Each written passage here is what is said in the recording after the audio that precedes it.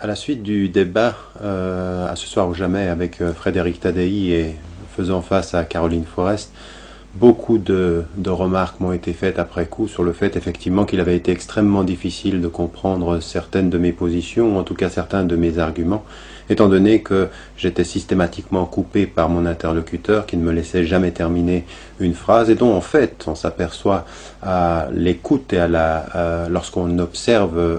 sa technique que c'est une stratégie de communication. Le but c'est de m'empêcher de m'exprimer, de clarifier mes positions. Alors quand elle est en face de moi, elle me coupe la parole et quand je ne suis pas là, elle intervient à l'Université libre de Bruxelles par exemple pour dire qu'on ne devrait pas m'inviter, ou alors le lendemain même de cette émission sur une radio nationale en disant qu'il ne faut pas me lire et il ne faut pas m'écouter mais plutôt lire son ouvrage. Donc la stratégie de communication elle est assez rodée, elle est simple mais elle a été efficace pour un seul objectif, c'est-à-dire de brouiller les pistes, de faire en sorte que le propos ne soit pas clair. Ce sont les retours que j'ai pu avoir après l'émission et donc j'aimerais profiter de l'occasion pour revenir sur un certain nombre de points et pour clarifier ma position et en tout cas surtout clarifier d'où l'un et l'autre nous parlions et de comprendre quelles étaient nos positions respectives. Alors, ce qu'il faut comprendre, c'est que dans son ouvrage qui me concerne, mais finalement dans toute sa stratégie me concernant,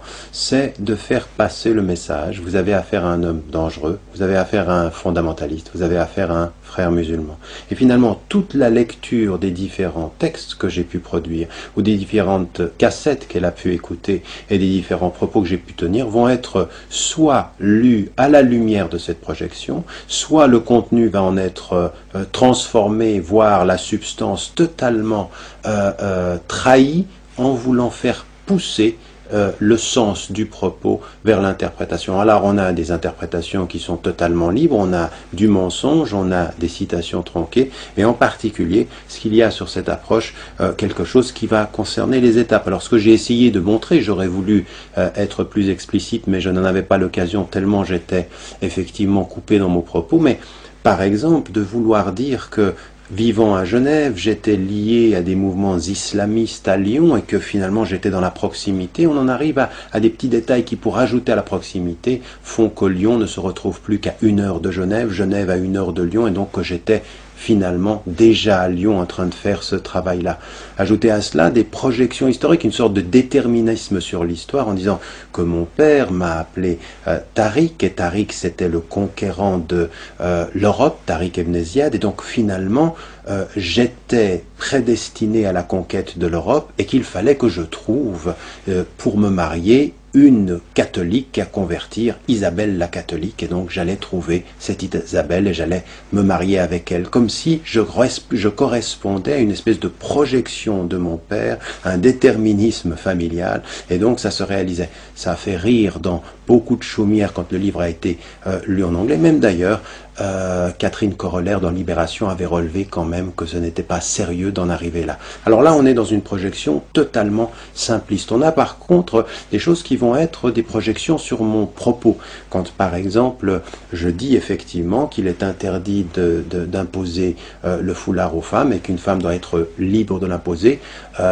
libre de le porter ou de ne pas le porter, eh bien la projection que va faire Caroline Forest, c'est dire oui, mais ce qu'aimerait Tariq Ramadan, effectivement, c'est que tout le monde le porte, alors que je dis clairement que ce doit être un choix, donc une projection libre sur le propos. On en a eu un exemple d'ailleurs dans l'émission avec le propos sur l'homosexualité qui a fait réagir le présentateur lui-même en disant mais je ne vois pas dans ce que vous dites le propos qui est problématique. Elle lui dira en l'occurrence mais vous n'avez même pas compris ce que vous avez lu, comme si sa seule projection était la seule bonne interprétation du texte. Voilà des exemples que l'on a de projection, et sans compter qu'on va parfois jusqu'au mensonge, c'est-à-dire clairement de faire dire au texte que je ne dis pas, le contraire de ce que je dis. Je l'ai également prouvé dans le texte sur la citation qui était, ou ma préface du livre de Asman Lamrabet dans le texte, et qui elle va changer le texte, elle va amener le texte d'une femme qui est des frères musulmans, justement pour encore confirmer cette orientation du propos. Vous voyez, il est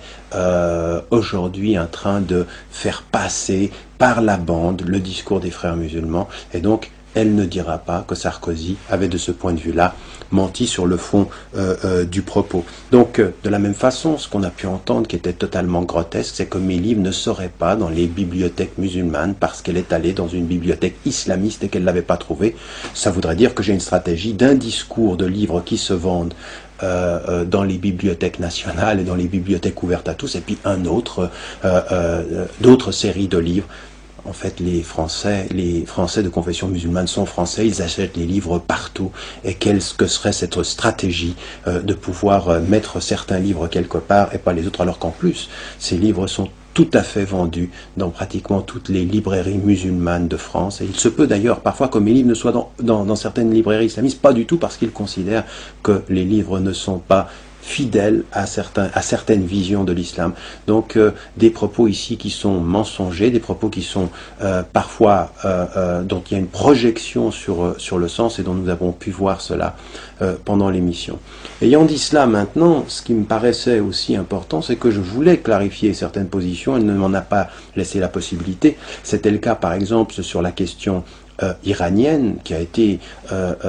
assez claire finalement en Hollande, méprise de position sur la politique iranienne depuis l'affaire de Salman Rushdie, avec la question du déni de l'Holocauste ou de l'extermination des Juifs, avec en plus de cela